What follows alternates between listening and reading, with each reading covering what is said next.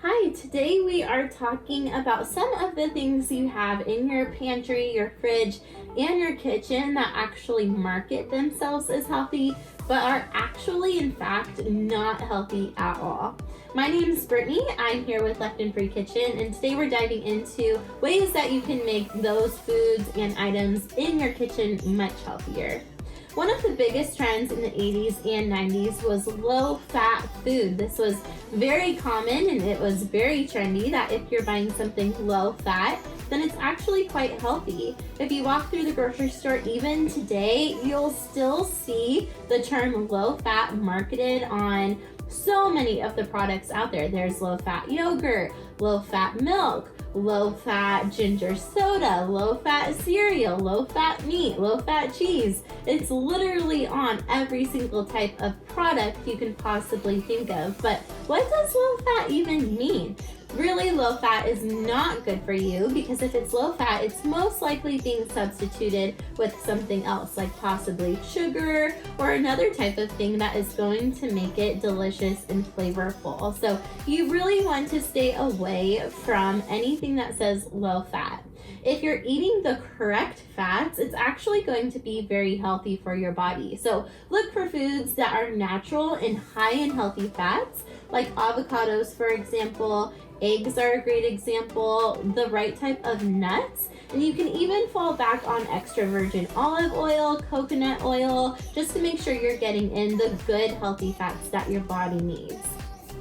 Another very common scary item that you may find in your kitchen or in the grocery store is going to be those that market themselves as healthy but actually aren't healthy. So this can be similar to like Cheerios that you find where it says good for heart health, but in fact it's really full of very unhealthy grains, unhealthy sugars. Those are ones you want to stay away from.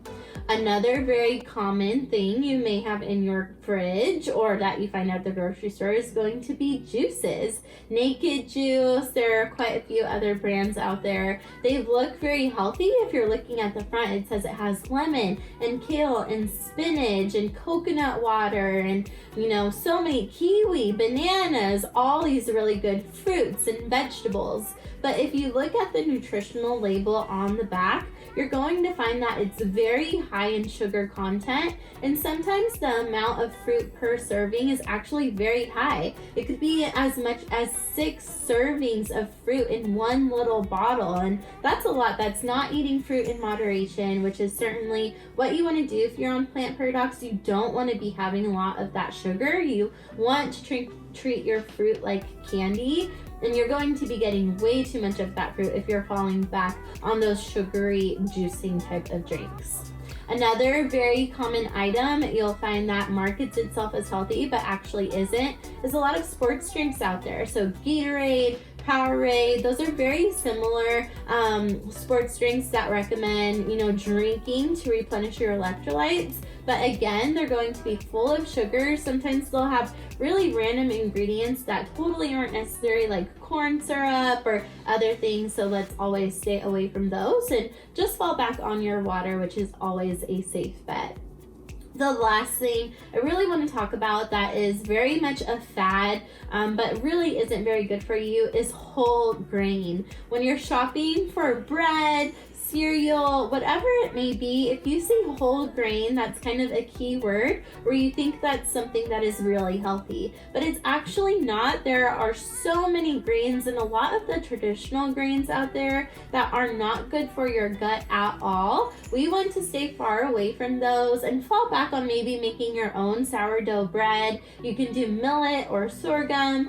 Cassava flour is a really great alternative. There are a lot of other different ways that you can get your grain fix without falling back on those whole grain breads that include a lot of grains and seeds and nuts that you actually don't want to be putting in your body at all.